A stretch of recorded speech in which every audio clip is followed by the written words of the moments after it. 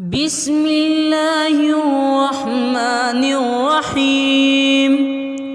القارعة ما القارعة وما أدراك ما القارعة يوم يكون الناس كالفراش المبثوث وتكون الجبال كالعهن المنفوش فأما من ثقلت موازينه فهو في عيشة راضية وأما من خفت موازينه فأمه هاوية وما أدراك ما هي نار حامية.